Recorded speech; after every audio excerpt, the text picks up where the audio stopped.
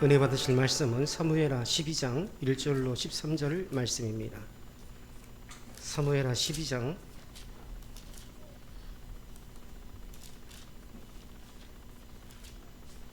1절로 13절 말씀 보겠습니다. 우리 1절부터 13절까지 구약 479면 1절부터 13절까지 한 절씩 교독해 올리겠습니다. 여호와께서 나단을 다윗에게 보내시니 그가 다윗에게 가서 그에게 이르되 한 성읍에 두 사람이 있는데 한 사람은 부하고 한 사람은 가난하니 가난한 사람은 아무것도 없고 자기가 사서 기르는 작은 암양 새끼 한 마리뿐이라. 그 암양 새끼는 그와 그의 자식과 함께 자라며 그가 먹는 것을 먹으며 그의 잔으로 마시며 그의 품에 누움으로 그에게는 딸처럼 되었거늘.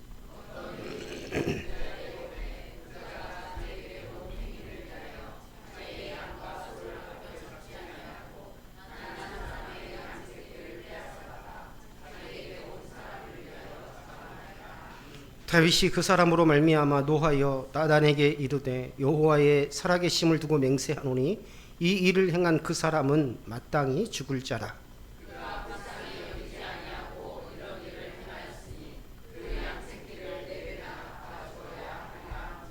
나단이 다윗에게 이르되 당신이 그 사람이라. 이스라엘의 하나님 여호와께서 이와 같이 이르시기를 내가 너를 이스라엘 왕으로 기름 붓기 위하여 너를 사울의 손에서 구원하시고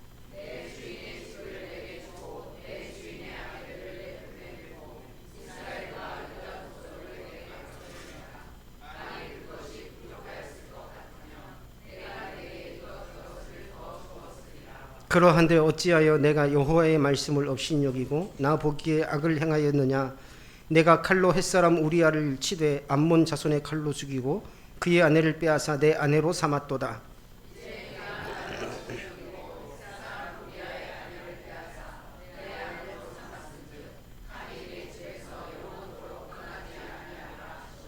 여호와께서 또 이와 같이 이르시기를 보라 내가 내 집에 재앙을 일으키고 내가 내 눈앞에서 내 아내를 빼앗아 내 이웃에게 주리니 그 사람들이 내 아내들과 더불어 백주에 동침하리라.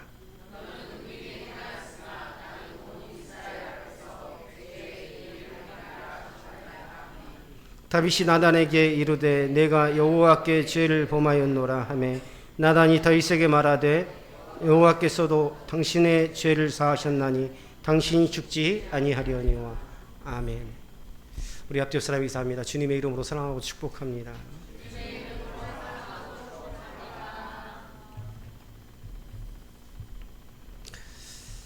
우리 올로 장로님께서 기도하신 것처럼 제가 온 지 5년째 되어갑니다.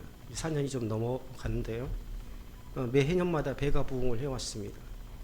사실 숫자적인 부흥이라기보다는 물론 숫자적으로도 계속 배가 부흥해 왔지만 중요한 것은 우리가 항상 있어야 될 자리, 하나님의 백성으로서 내가 감당해야 될 일을 감당해야 된다는 것입니다. 항상 잊지 마시고 우리 교회 공동체가 더욱더 강건하게 세워져서 숫자를 불려가는 교회가 아니라 그냥 지난번에 한 길을 가다가 작은 교회 옆에 큰 교회 옆에 바로 옆에 딱 붙어 있어요. 다마나 사이로 작은 교회가 있는 겁니다.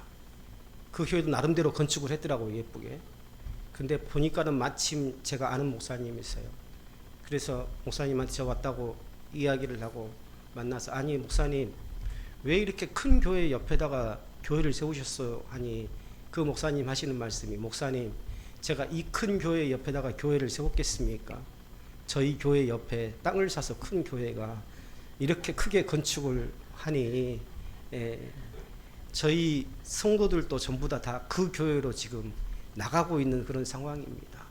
라고 하시더라고요. 이게 바로 한국 교회의 현실입니다.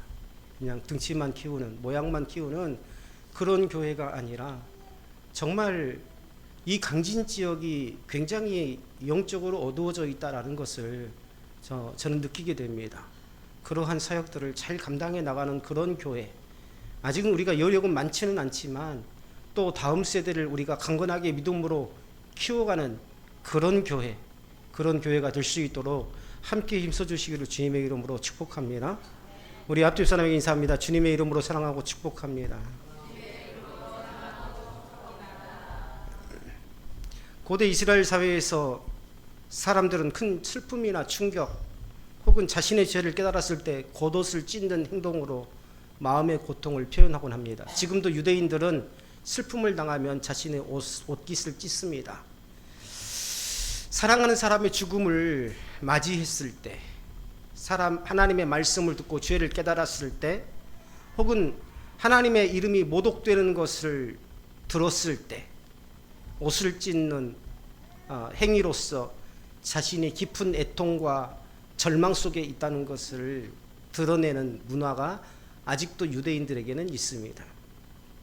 그러나 하나님께서 시간이 흐르면서 사람들이 이러한 행동을 남기고 정작 마음은 돌이키지 않는 모습을 책망하고 계십니다. 그래서 요엘 2장 13절에서 너희는 옷을 찢지 말고 마음을 찢고 너희 하나님 여호와께로 돌아올지어다 라고 말씀하셨습니다. 하나님께서 원하시는 것은요, 겉으로 드러나는 형식적인 슬픔이 아니라 죄를 진심으로 애통해하며 하나님께로 돌아오는 회개의 마음입니다. 살아생전에 저희 아버님이 상처를 참 많이 받으셨어요. 저희 아버님의 아버지의 아버지, 저희 할아버지가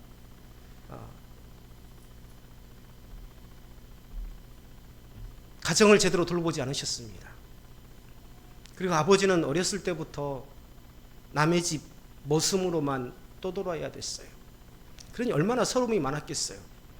할아버지는 또 일본에 들어가셔서 다른 여자를 얻어서 또 거기서 사시고 오랜 세월 동안 오지 않고 거기에서 자녀를 낳은 다음에 들어오시고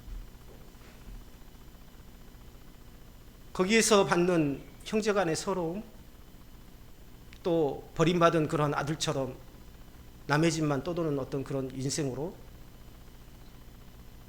결혼하기 전까지 그렇게 살아오신 분입니다. 그러다 보니 항상 술을 마셔요. 항상 안 마시는 날이 거의 없었습니다. 근데 이 술이라는 게 그렇더군요. 자신을 망가뜨립니다. 처음에는. 그러다가 가족을 망가뜨려요. 그 다음에 노년에는 누구를 망가뜨리냐면 노년에는 자녀들의 삶을 망가뜨립니다. 왜냐하면 술은 절대 끊을 수 없거든요. 정말 끊기가 어렵습니다.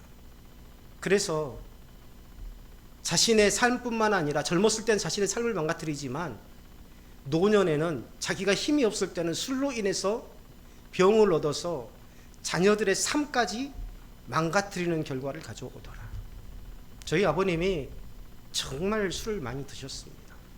그리고 그로 인해서 아버님뿐만 아니라 저희 모든 가족이 정말 평생토록 고통받아야 됐어요. 그런데 하나님께서 은혜를 주셔서 우리 아버님이 하나님을 만나고 나서 술을 끊으셨습니다.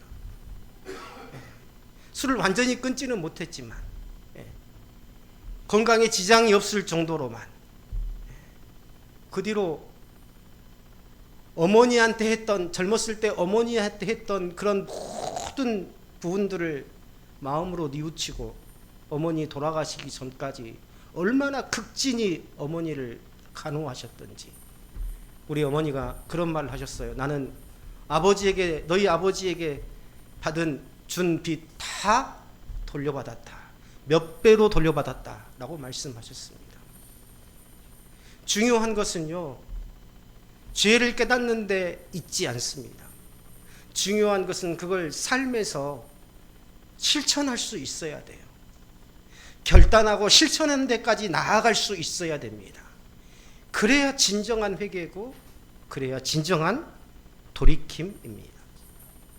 오늘날에도 우리에게도 당시 사람들이 옷을 찢던 모습과 같이 겉으로는 회개한 것처럼 보이지만 실제로는 마음이 하나님께로 돌아오지 않는 경우가 있습니다.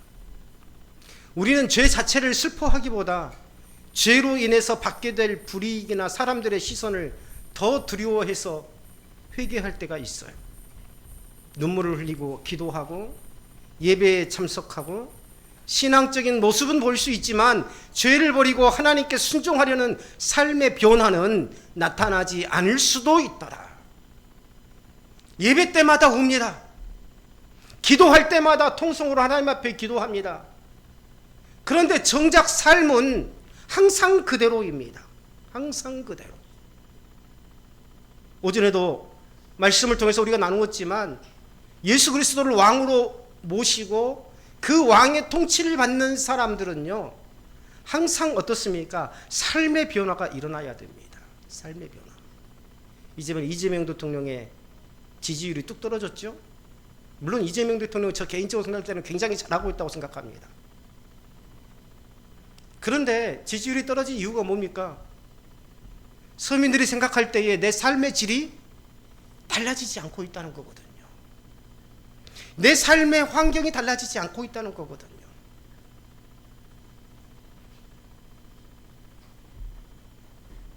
우리는 이 시대의 일부 지도자들이나 교회 지도자들의 모습 속에서 이런 모습을 보며 큰 실망과 상처를 받기도 합니다. 하나님께서 기뻐하시는 회개는 감정적인 눈물이나 외적인 행위로 완성되는 게 아닙니다. 죄를 미워하는 마음으로, 남의 죄가 아니라 나의 죄예요. 나의 죄. 하나님께 돌아와 삶의 방향을 바꾸고 말씀에 순종하는 열매를 맺는 것이 참된 회개의 모습입니다. 사람은 죄를 지으면 두 가지 반응을 하죠. 하나는 죄를 감추려는 것이고 다른 하나는 죄를 슬퍼하는 것입니다. 죄를 감추는 사람은 옷을 찢을 수는 있어도 마음을 찢지 않습니다. 눈물을 흘리지 않습니다. 그러나 하나님 앞에서 참으로 회개하는 사람은 사람들이 보이는 행동보다 하나님 앞에서 흘리는 눈물을 더 귀하게 여기고 마음을 찢더라. 견딜 수가 없어요. 마음이 아파서. 뭐 때문에? 나의 죄 때문에. 나의 부족한 모습을 보고 견딜 수가 없는 겁니다. 하나님께서는 언제나 우리의 겉모습보다 마음을 보십니다. 사람이 보는 것은 외모이지만 하나님께서는 중심을 보시는 분이시기 때문입니다. 우리가 잘 아는 것처럼 다윗은 하나님의 마음에 합한 사람입니다. 하나님께서 친히 너는 내 마음에 합한 자라라고 말씀하셨어요. 수많은 전쟁 가운데에서도 하나님을 의지했고 누구보다 하나님을 사랑했던 사람이 바로 다윗이었습니다. 그러나 그런 다윗도 한순간의 탐욕의 앞에 무너지게 되죠. 그는 바세바를 탐했고, 남의 여자 아닙니까? 바세바를 탐했고 자신의 죄를 감추기 위해서 그의 남편인 우리아를 전쟁터에 내보내서 가장 선봉에 서게 하고 일부러 후퇴를 하게 합니다. 그래서 그 우리아를 죽게 만듭니다. 사실상 전쟁에 의해서 선봉에 선 우리아가 죽은 거지만 사실은 누가 죽인 겁니까? 다윗이 죽인 거예요. 다윗이 부하를 시켜서 우리아를 최전방에 내보내라. 그리고 적군과 싸울 때 모두 다 후퇴해버려라. 우리아를 결국은 죽게 만든 겁니다. 다윗이. 죄 하나를 덮으려다가 또 다른 죄를 더하였고 결국 하나님께서 정하여 두신 이 경계표를 스스로 옮기고 말았죠. 하나님께서는 오래 참으시는 분이십니다. 그렇다고 죄를 못 본 척 하시는 분은 아니세요. 하나님은 사랑의 하나님이시고 동시에 공의의 하나님이십니다. 그래서 다윗의 죄를 그냥 지나가지 않으셨어요. 나단 선지자를 보내셔서 다윗의 죄를 드러내십니다. 나단은 처음부터 다윗을 향해서 죄를 지적하지 않습니다. 한 부자와 한 가난한 사람의 이야기를 들려줍니다.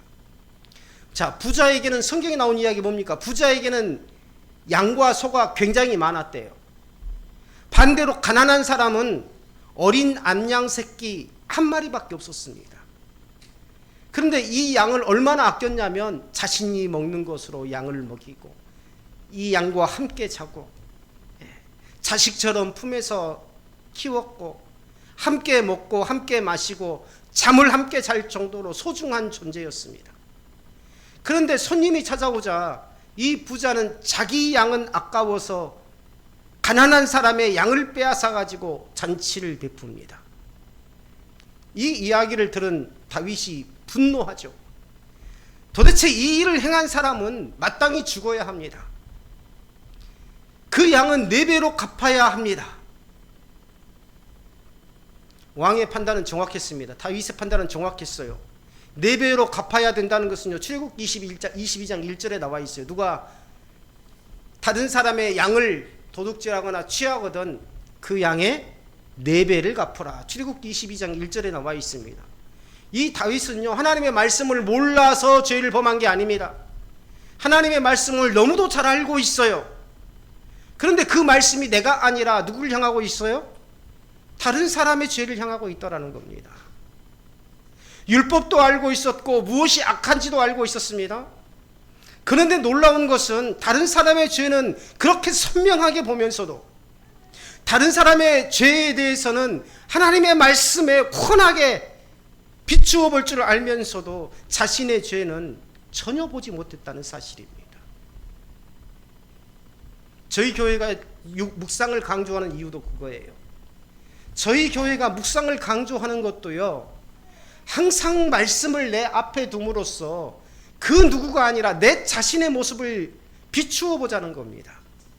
그래야 우리가 거룩한 그리스도인으로서 하나님의 통치를 받는 백성으로서 우리가 올바른 삶을 살아갈 수 있기 때문입니다.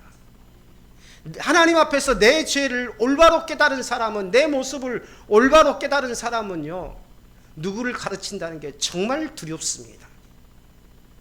누구에게 올바른 소리를 한다는 것은요, 정말 꺼려집니다. 왜요? 그것이 마치 나는 의인이라 느낄 수 있는, 상대방에게 마음을 줄 수 있는 그런 메시지로 들릴 수 있기 때문에 많은 분들이요, 목회자를 굉장한 의인이라고 생각하지 않습니까? 그렇지 않아요. 저는요, 매주마다 이 강단에 선다는 것이 두렵습니다. 왜요? 나는 내 자신을 잘 알기 때문입니다. 늘 말씀 앞에 내 자신을 비추어 보면 내가 감당할 수 없는 것이 바로 목회자의 직분이라는 생각이 들어요. 내가 감히 하나님의 말씀을 전한다는 것 감당할 수 없습니다. 가장 두려운 것이 사람들이 나를 의인으로 볼까? 나를 완전한 사람으로 볼까? 누군가 나를 하나님처럼 대하면 어떡하지? 주님처럼 대하면 어떡하지? 라는 그러한 마음이 두렵습니다. 그래서 굳이 우리는 서로 동역자입니다. 성도, 목회자, 목사, 주의 종님, 기도할 때도 주의 종님이라는 표현 쓰지 마세요. 왜 종에다가 종은 종이지 왜 님을 갖다 붙입니까? 하나님의 선지자 이런 말 붙이지 마세요. 하나님의 사자 이런 말 붙이지 마세요. 그냥 주의 종이라고만 하세요. 그것도 감당하기가 어렵습니다.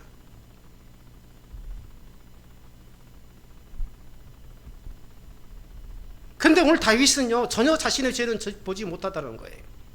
죄는요, 사람의 눈을 흐리게 만듭니다. 탐욕은 지혜로운 사람도 어리석게 만들고, 신앙이 깊은 사람도 자기 자신을 속이게 만듭니다. 신앙이 좋은 사람만 하는 게 아니라 신앙이 좋은 사람도 자신을 속이게 만드는 게 죄더라. 전도자는요, 전도서 7장 7절에 보면 탐욕이 지혜자를 우매하게 한다라고 말합니다. 다윗도 예의가 아니죠. 하나님께서는 충분히 많은 것을 주셨습니다. 왕이라고 하면은요, 얼마나 많은 것이 있습니까? 왕의 자리도 주셨죠. 나라를 맡기셨죠. 사울의 손에도 건져주셨죠. 오라 하면 올 수 있는 신하들이 있죠. 가라 하면 가는 신하들이 있죠. 그런데도 그는 자기에게 한없는 한 사람의, 자기에게 없는 한 사람의 아내를 탐했던 거예요. 사실은 성경에서 다윗에 대해서 이야기하고 있지만 나에 대해서 이야기하고 있는 겁니다. 하나님께서 나에게 모든 것들을 다 주셨어요.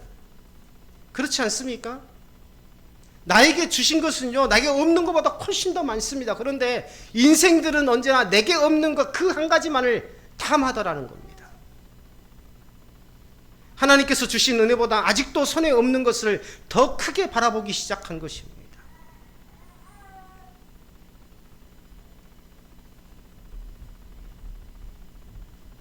이번에 보성에 우리 민영이 학교 아이들이라고 그래요. 그렇죠, 맞죠? 민영이 학교, 민영이 또래, 민영이 학년, 보성초등학교 맞습니까? 거긴데 이번에 어디입니까? 거기 곡성에 개장 안 된 물놀이장에 놀러 갔다가 아마 개장이 안 돼 있는데 물이 완전히 다 물이 차 있었나 봐요. 이렇게. 물이 발목 정도밖에 안 된대요. 그런데 가니까 엄마가 우리 아이들 좀 놀아도 될까요? 그럴 수 있잖아요. 그렇죠? 깨끗하고 사람도 없고 물도 차 있으니까 개장 전이니까 우리 아이 좀 놀아도 될까요? 해서 두 아이를 들여보냈는데 아이들이 감전사고로 그 자리에서 둘 다 사망해버린 겁니다. 얼마나 가슴이 찢어지겠어요. 네. 아마 그 어머니의 엄마가 두 아들에 대한 기대가 굉장히 컸을 겁니다. 공부 잘해야지, 좋은 학교 가야지, 좋은 대학 가야지, 좋은 사람 만나서 결혼해야지. 그것을 위해서 온갖 마음을 다 쏟았을 겁니다.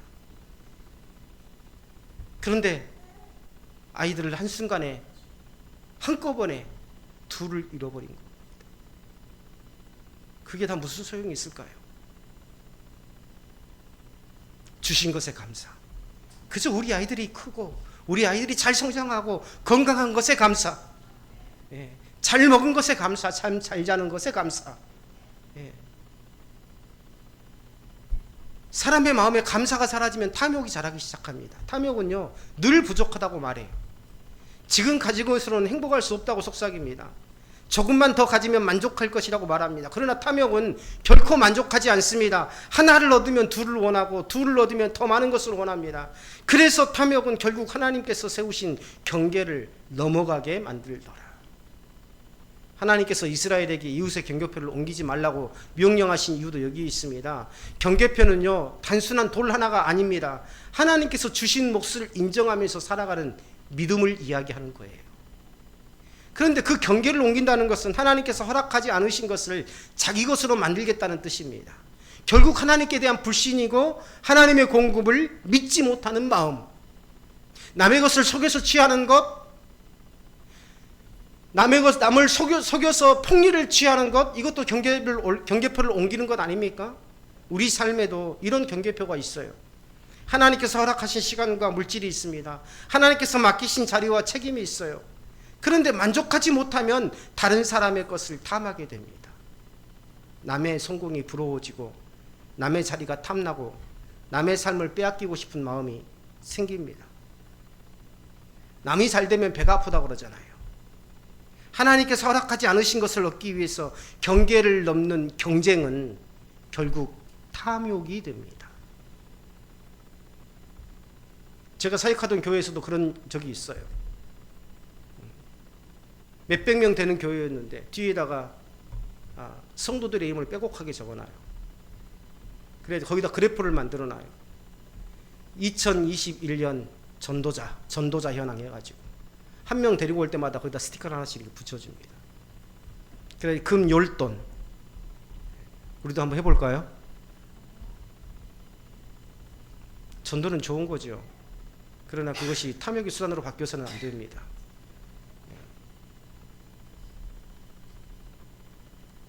나단이 다윗의 분노가 최고조에 이르렀을 때 단 한마디를 합니다. 당신이 그 사람이라. 이 말씀이 다윗의 심장을 꿰뚫습니다. 그동안 감추어뒀던 죄가 한순간 하나님 앞에 드러나는 순간이죠. 사람은 속일 수 있어도 신하들도 침묵하게 만들 수 있고 모든 사건을 완벽하게 정리한 것처럼 보였습니다. 그렇잖아요. 남편 우리아를 전쟁통에 내보내서 전사 처리했으니까. 그리고 홀로 된 과부를 왕이 은혜를 베풀어서 후궁으로 맞아들인 것이 되니까 얼마나 건전하고 또 왕의 하여와 같은 은혜로 느껴집니까? 사람들은 몰라도 하나님은 알고 계셨다는 거예요. 하나님께서 다윗에게 말씀하십니다. 오늘 7절 8절에 보면 내가 너를 이스라엘 왕으로 기름 붓고 내가 너를 사울의 손에서 구원하였고 내가 내게 왕궁과 왕비를 주었고 부족하였다면 이것저것을 내게 더 주었으리라. 하나님께 구하였다면 그 모든 것들을 다 주었을 것이다. 이 말씀에는 하나님의 안타까움이 담겨져 있어요. 하나님께서는요 다윗을 인색하게 대하지 않으셨다는 겁니다. 필요한 것을 넘치도록 채워주셨다는 것입니다. 부족했다면 더 주실 수도 있으셨습니다. 그런데 다윗은 하나님께 구하지 않았어요. 하나님을 기다리지도 않았습니다. 자기 손으로 빼앗은 거예요. 먼저 우리는 선지자 나단과 다윗의 모습을 비교해 볼 수 있습니다. 나단은요, 자신이 선지자이지만 다윗의 죄를 곧바로 지적하지 않고 정죄하지 않습니다. 우리는 나단에게서 이러한 점을 배워야 돼요. 그의 방법은 하나님의 말씀을 통해서 다윗이 스스로 자신의 죄를 깨닫고 판단하도록 이끌었습니다. 그런 의미에서 당신이 바로 그 사람이다 라고 이야기한 것은 다윗의 죄를 폭로한 것이 아니라 다윗 자신을 돌아볼 줄 모르는 다윗의 그 자기 자신, 자아를 깨트린 것이라고 할 수 있습니다. 자, 하나님의 말씀을 드립니다. 이 말씀 속에서 당신의 모습을 한번 보십시오 라는 그 말이죠. 반면에 다윗은 부자의 이야기를 듣고 즉각적으로 감정을 드러내고 분노합니다. 어쩌면 외형적으로 보았을 때에 누가 더 의롭게 보입니까? 다윗의 모습이 훨씬 더 정의로운 것 같습니다. 그러나 여기서 우리가 깨달아야 될 것은 정의로운 분노를 드러낸다고 해서 반드시 하나님 앞에 의로운 사람은 아니라는 겁니다. 다윗은 다른 사람의 죄는 정확하게 분별할 만큼 하나님의 율법을 잘 알고 있었고 무엇이 옳고 그른지도 분명히 알고 있었습니다. 하지만 그 분별은 자기 자신에게는 적용되지 않았다는 거예요. 죄는요, 우리 양심을 무디게 만들고 영적인 시야를 왜곡합니다. 다른 사람의 허물은 크게 보게 만들지만 자신의 죄는 보지 못하게 합니다. 결국 하나님께서 나단을 보내신 목적은요, 다윗을 공개적으로 망신 주기 위해서일까요? 아닙니다. 하나님의 말씀 앞에서 스스로 자신의 참 모습을 보게 하고 진정한 회개에 이르도록 하기 위함입니다. 참된 회개는 다른 사람을 판단하는 데서 시작되지 않습니다. 하나님의 말씀 앞에서 그렇습니다, 내가 바로 그 사람입니다 라고 고백하는 그 순간부터 회복이 시작되더라. 그러므로 우리는요, 말씀을 들을 때마다 그것을 다른 사람에게 적용하기보다 먼저 내 자신의 삶을 비추어 보려는 겸손한 마음을 가져야 합니다. 그때 하나님의 말씀은 우리를 정죄하는 칼이 아니라 우리를 죄를 도려내고 새롭게 하시는 은혜의 도구가 되는 것입니다. 죄의 시작은 하나님의 은혜를 잊는 데 있습니다.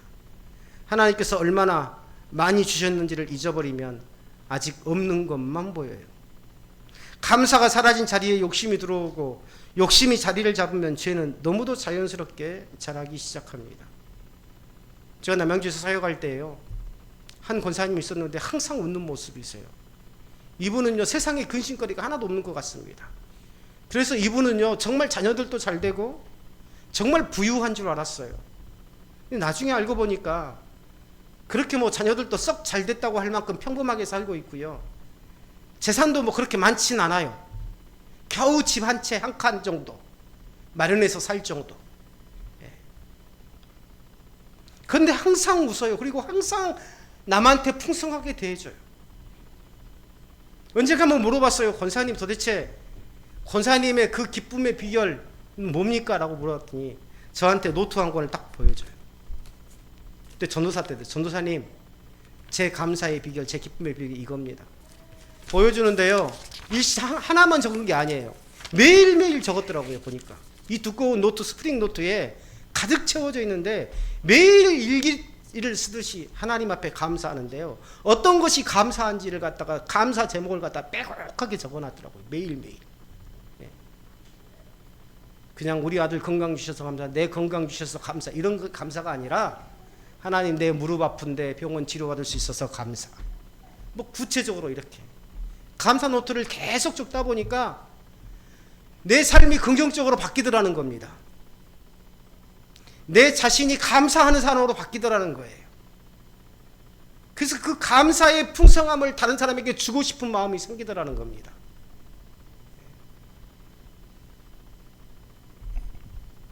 하나님께서는 오늘 구절에 보면 다윗에게 어찌하여 내가 여호와의 말씀을 업신여기고 나 보기에 악을 행하느냐라고 책망하십니다. 하나님은 다윗이 우리야를 업신여기는 것보다 하나님의 말씀을 업신여겼다고 말씀하십니다. 죄는요, 결국 하나님을 향한 문제입니다. 사람에게 상처를 주기 전에 먼저 하나님의 말씀을 가볍게 여기는 데서 시작합니다. 제가 우리 전사님하고 가끔 나눠요. 근데 전사님하고 나눌 때마다 제가 항상 한 이야기가 있습니다. 항상 사람이 소중한 것을 알아야 된다. 항상 사람이 소중한 걸 알아야 된다. 무엇보다도 우리는 하나님이 가장 소중한 분이지만 우리가 하나님을 믿고 있다라는 이러한 교육자로서의 마음가짐은 한 사람 한 사람을 소중히 대하는 데에서 드러나게 된다. 사람은요, 자기를 사랑하는 줄 압니다.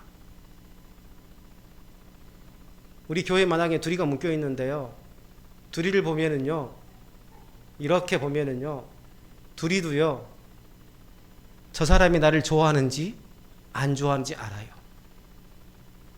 멀리서 와도 꼬리 안 치는 사람은 좋아하지 않는 사람입니다. 저 끝에 찻소리만 나도 막 꼬리를 막 쳐요. 누군지 나도 모르는데.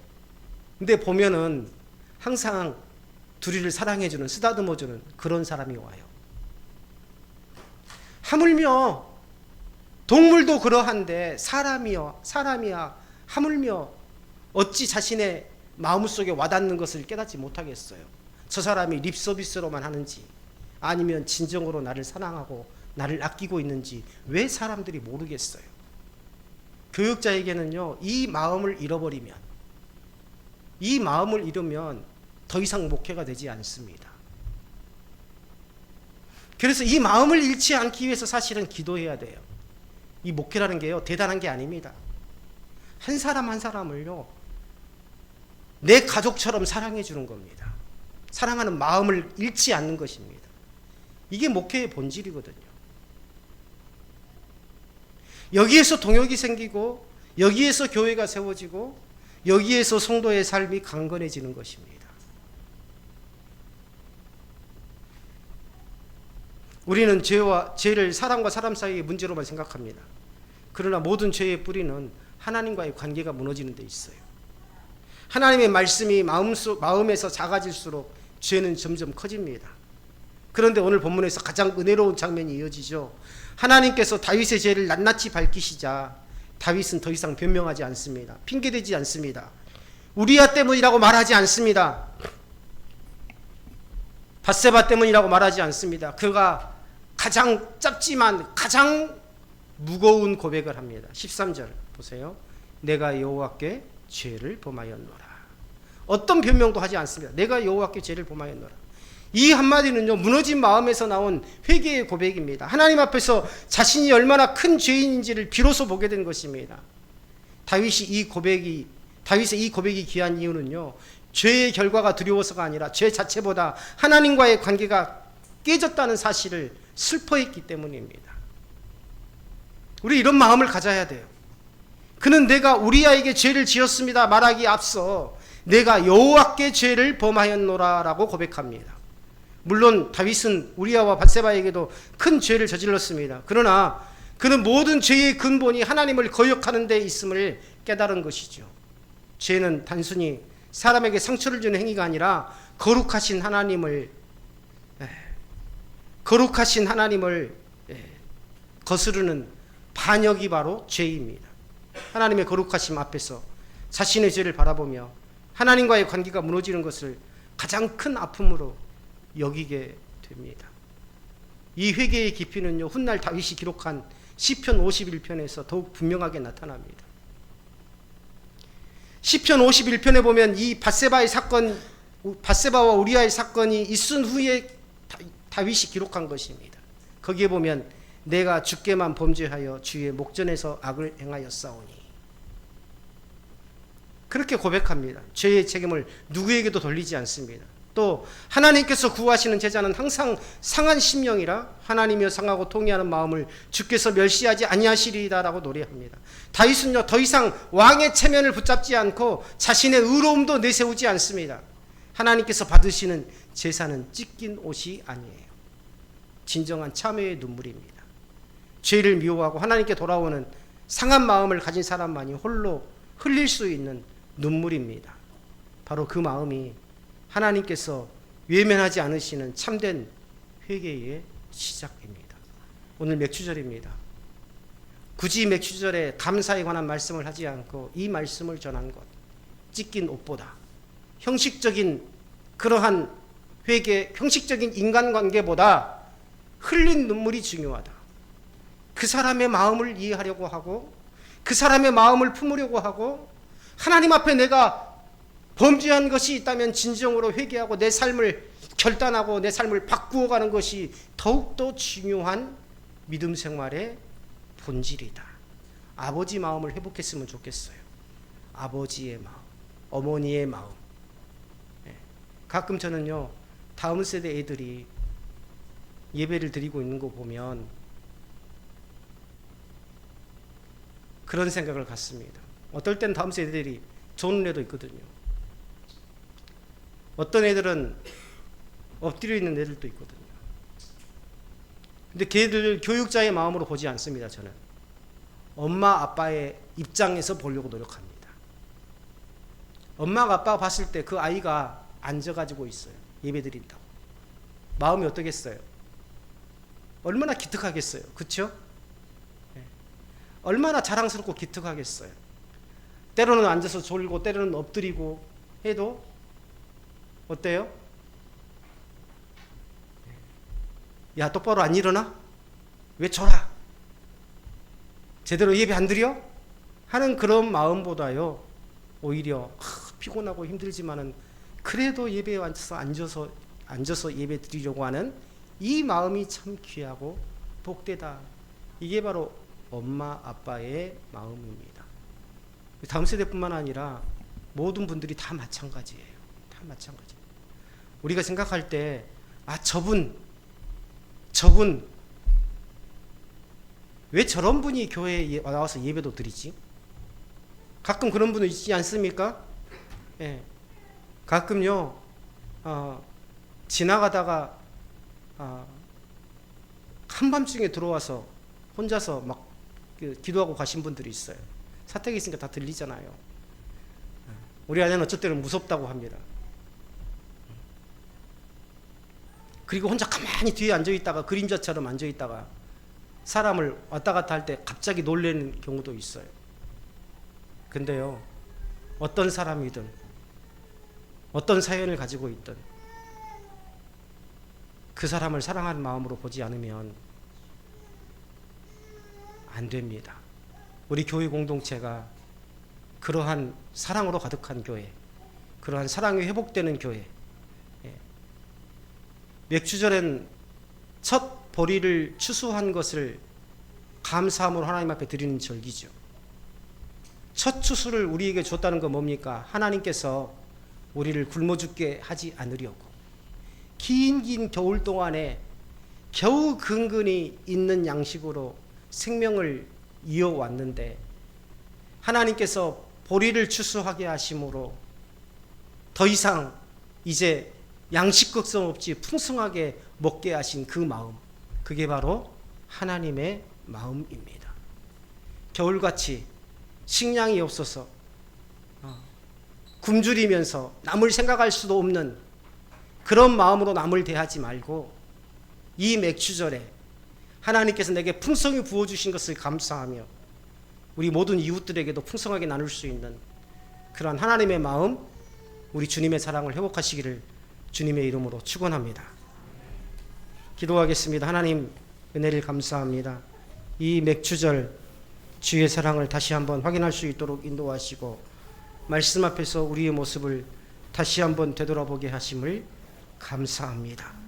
아버지 하나님, 참으로 작은 것 하나라도 우리가 하나님 앞에 범죄하지 않기 위해서 늘 노력하게 하옵시고 사람과의 관계를 소중하게 여기게 하시며 하나님과의 관계를 또한 귀하게 여길 수 있는 우리의 삶이 되게 하여 주옵소서. 저 사람 없어도 나는 사는데 지장 없다 라는 그 마음이 얼마나 악한 마음인지요. 하나님, 우리는 모두가 다 주님이 주신 한 형제요 자매입니다.